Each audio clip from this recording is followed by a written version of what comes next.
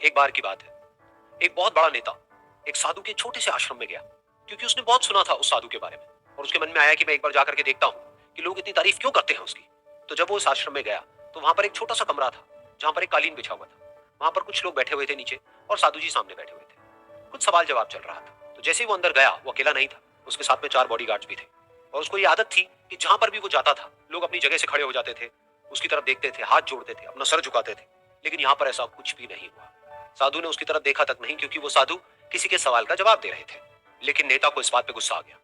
नेता को लगा कि ये मेरी बेइज्जती है। तो उस नेता ने साधु की बात को बीच में ही काटते हुए थोड़ा गुस्से से कहा, मैं आपसे कुछ कहना चाहता हूं। साधु ने उसकी तरफ देखा और बोले, आप थोड़ी देर रुकिए, पहले मैं इनके सवाल का जवाब दे लूं, उसके बाद में मैं आपसे बात करूंगा। तब तक अगर आप चाहें तो आप बैठ सकते हैं। बस साधु का इतना कहने की देर थी, नेता का चेहरा गुस्से से लाल हो गया और फिर उसने अपना सारा गुस्सा उस साधु के ऊपर निकाल दिया। अभी तक वो नेता बहुत ही तमीज से बात कर रहा था, यानी कि आप कह करके बात कर रहा था। अब वो तू तड़ाक पे उतर आया। नेता ने उस साधु को कहा, तुझे पता भी है मैं कौन हूं और तू किससे बात कर रहा है? साधु ने उसकी तरफ देखा और कहा, मुझे इससे कोई फर्क नहीं पड़ता कि आप कौन है, लेकिन आप जो कोई भी है, अगर आप चाहते हैं कि मैं आपके सवाल का जवाब दूं या आपसे बात करूं तो आपको कुछ देर रुकना होगा। और साधु के ये कहते ही नेता गुस्से से पागल हो गया और वहीं सबके सामने चीखने चिल्लाने लग गया, अब मैं तुझे तेरी असली औकात दिखाऊंगा। तूने मुझसे पंगा लेकर के ठीक नहीं किया है। तुझे पता भी है मैं तेरे बारे में क्या सोचता हूँ। साधु ने फिर से उसकी तरफ देखा और बड़े ही प्रेम से कहा कि मुझे इससे कोई फर्क नहीं पड़ता है कि आप मेरे बारे में क्या सोचते हैं। आप जो चाहे वो मेरे बारे में सोच सकते हैं। फिर उस नेता ने बोला कि तू चाहे सुनना चाहता है या नहीं, लेकिन मैं तुझे बताऊंगा यही सबके सामने कि मैं तेरे बारे में क्या सोचता हूँ। तू एक बहुत ही घटिया इंसान है। तू कोई साधु नहीं है, तू एक ढोंगी है, पाखंडी है। और यहाँ पर जितने भी लोग बैठे हैं उन सबको बेवकूफ बना रहा है। तेरा बस एक ही मकसद है कि इन लोगों की जेब में जितना भी पैसा है वो सब तेरे पास में आ जाए। तू अपने फायदे के लिए इन लोगों का इस्तेमाल कर रहा है और अब मैं तुझे नहीं छोड़ने वाला। तेरा पर्दाफाश करके रहूंगा पूरी दुनिया के सामने। लेकिन उसके इतना बोलने के बाद भी उस साधु के चेहरे पर हल्की सी मुस्कान बनी ही रही। ये देखकर वो और दिल मिला गया और उसने कहा, अब बहुत हुआ, अब मैं यहाँ 1 मिनट भी नहीं रुकने वाला। लेकिन अभी भी तेरे पास में मौका है। अगर मुझसे माफी मांगनी है या मुझसे कुछ कहना है तो कह सकता है। इतना सब होने के बाद भी साधु बिल्कुल शांत था और उनके चेहरे पर एक मुस्कान थी।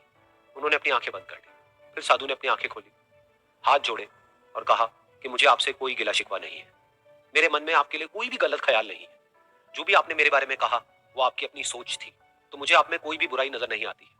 मुझे आप एक बहुत ही भले इंसान लगते हैं। और साधु के इतना कहते ही नेताजी का दिमाग 7वें आसमान पर पहुंच गया। उनके चेहरे पर एक अजीब सी खुशी थी, क्योंकि उस साधु ने वो ही कहा जो बाकी सब लोग उस नेता को कहते हैं। और वो खुशी खुशी उस आश्रम से अपने घर की तरफ चला गया और जा करके अपने पिताजी के साथ में बैठ गया।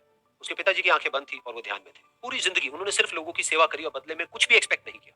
तो थोड़ी देर बाद जब उन्होंने अपनी आंखें खोली और देखा अपने बेटे को अपने साथ बैठे हुए, तो उनके बेटे के चेहरे पर आज एक अजीब सी खुशी थी जो आज से पहले उन्होंने कभी नहीं देखी थी। फिर उसने एक एक करके सब कुछ बताया कि आज क्या हुआ, किस तरह से वो आश्रम गया, वहां पर क्या हुआ, उसने क्या कहा, उन्होंने क्या कहा। तो जब इसके पिताजी ने पूरी बात सुनी तो थोड़ा सा मुस्कुराए और अपने बेटे को देख करके बोले कि उन्होंने तुम्हारी तारीफ नहीं करी है, क्योंकि उन्होंने वो नहीं कहा कि जो तुम हो, उन्होंने वो कहा कि जो वो खुद है।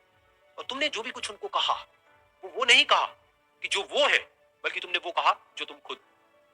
यही बात वेदों में भी कही गई है, यथा दृष्टि तथा सृष्टि। ये दुनिया तुम्हें वैसी नहीं दिखती है जैसी कि ये दुनिया है। ये दुनिया तुम्हें वैसी दिखती है जैसे तुम खुद हो।